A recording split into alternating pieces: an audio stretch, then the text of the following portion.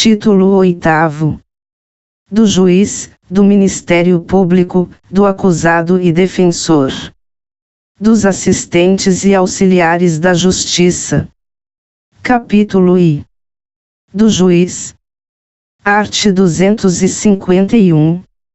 Ao juiz incumbirá prover a regularidade do processo e manter a ordem no curso dos respectivos atos, podendo, para tal fim, requisitar a força pública.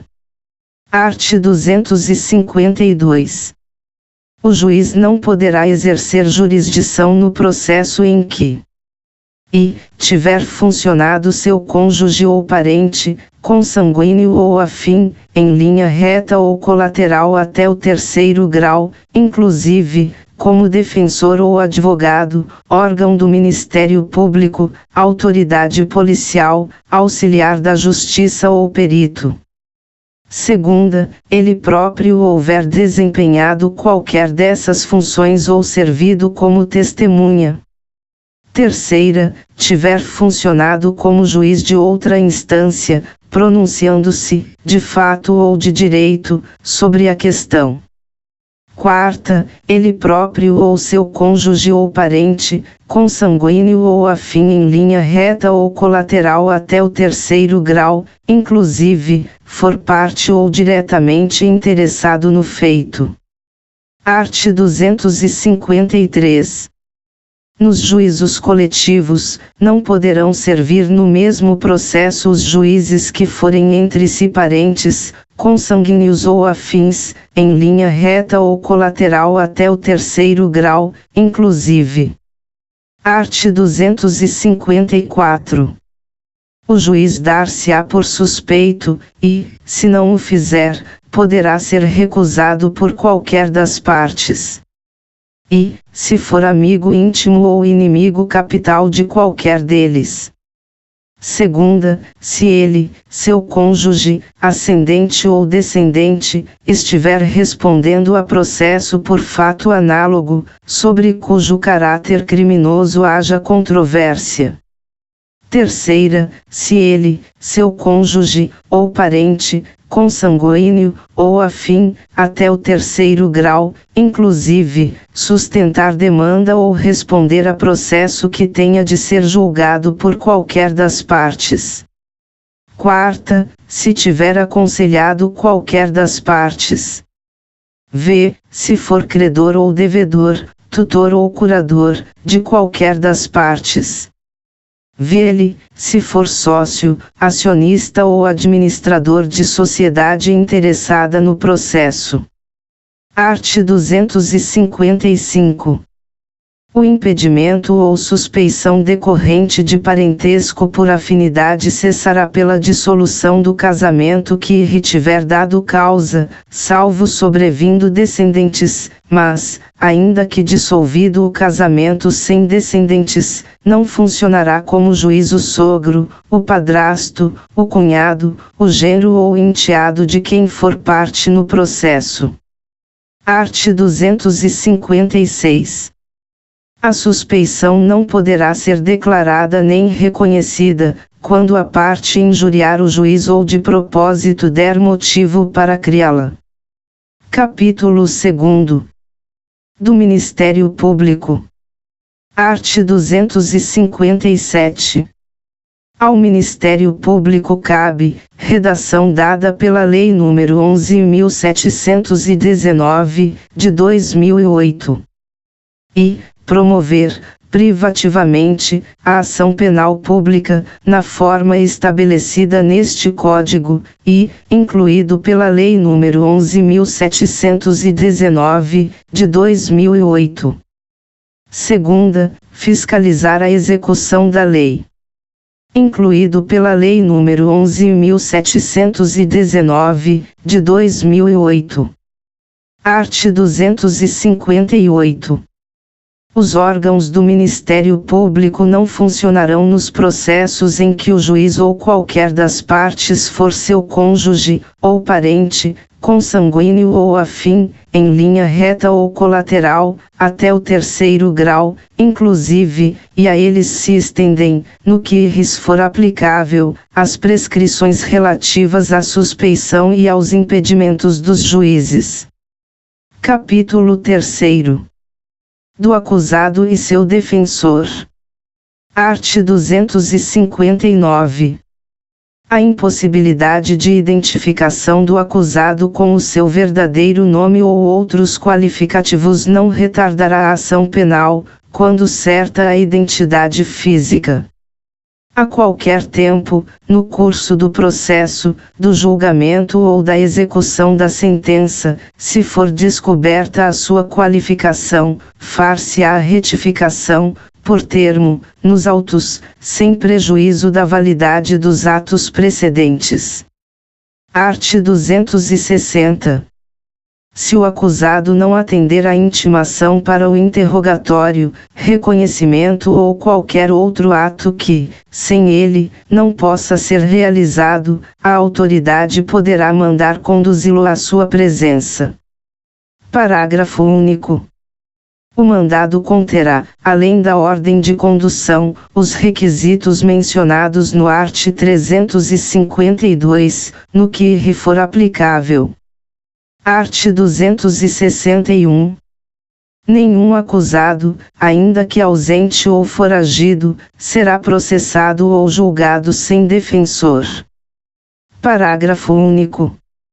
A defesa técnica, quando realizada por defensor público ou dativo, será sempre exercida através de manifestação fundamentada.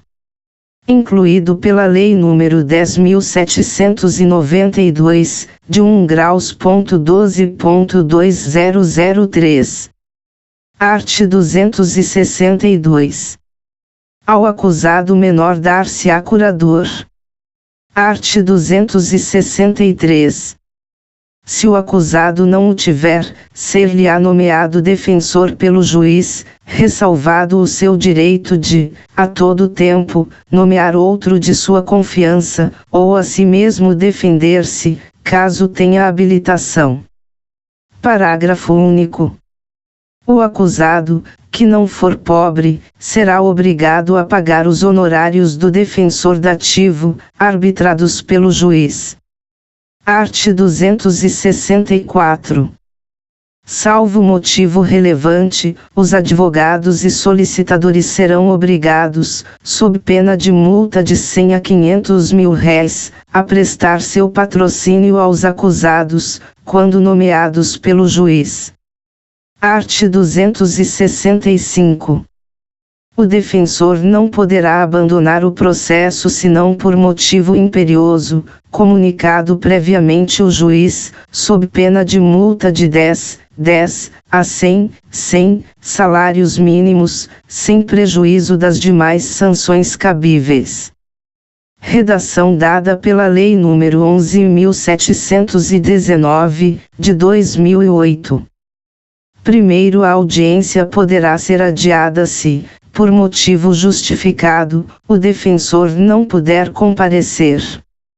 Incluído pela Lei nº 11.719, de 2008. Segundo, incumbe ao defensor provar o impedimento até a abertura da audiência. Não o fazendo, o juiz não determinará o adiamento de ato algum do processo, devendo nomear defensor substituto, ainda que provisoriamente ou só para o efeito do ato. Incluído pela Lei nº 11.719, de 2008.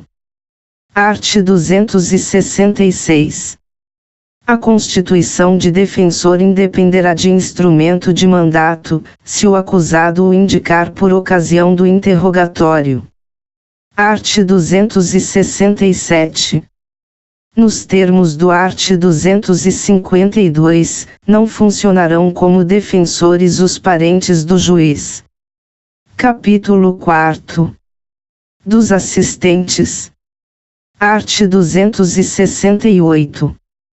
em todos os termos da ação pública, poderá intervir, como assistente do Ministério Público, o ofendido ou seu representante legal, ou, na falta, qualquer das pessoas mencionadas no art. 31. Art. 269. O assistente será admitido enquanto não passar em julgado a sentença e receberá a causa no estado em que se achar. Art. 270. O corréu no mesmo processo não poderá intervir como assistente do Ministério Público. Art. 271. Ao assistente será permitido propor meios de prova, requerer perguntas às testemunhas, aditar o libelo e os articulados, participar do debate oral e arrazoar os recursos interpostos pelo Ministério Público, ou por ele próprio, nos casos dos arts. 584, primeiro, e 598.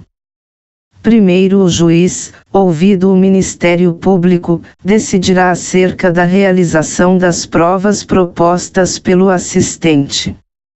Segundo, o processo prosseguirá independentemente de nova intimação do assistente, quando este, intimado, deixar de comparecer a qualquer dos atos da instrução ou do julgamento, sem motivo de força maior devidamente comprovado. Art. 272.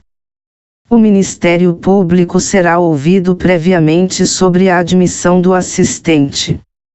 Art. 273. Do despacho que admitir, ou não, o assistente, não caberá recurso, devendo, entretanto, constar dos autos o pedido e a decisão. Capítulo V. Dos funcionários da Justiça. Art. 274. As prescrições sobre suspeição dos juízes estendem-se aos serventuários e funcionários da Justiça, no que lhes for aplicável. Capítulo 6. Dos peritos e intérpretes. Art. 275. O perito, ainda quando não oficial, estará sujeito à disciplina judiciária. Art. 276. As partes não intervirão na nomeação do perito. Art. 277. O perito nomeado pela autoridade será obrigado a aceitar o encargo, sob pena de multa de 100 a 500 mil réis, salvo escusa atendível. Parágrafo único. Incorrerá na mesma multa o perito que, sem justa causa, provada imediatamente, a. deixar de acudir à intimação ou ao chamado da autoridade.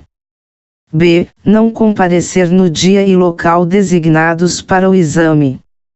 C. Não der o laudo, ou concorrer para que a perícia não seja feita, nos prazos estabelecidos. Art. 278. No caso de não comparecimento do perito, sem justa causa, a autoridade poderá determinar a sua condução. Art. 279. Não poderão ser peritos. E, os que estiverem sujeitos à interdição de direito mencionada nos NS.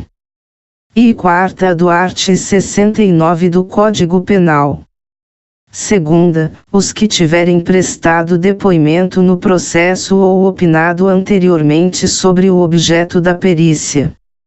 Terceira, os analfabetos e os menores de 21 anos. Art. 280. É extensivo aos peritos, no que lhes for aplicável, o disposto sobre suspeição dos juízes. Art. 281. Os intérpretes são, para todos os efeitos, equiparados aos peritos.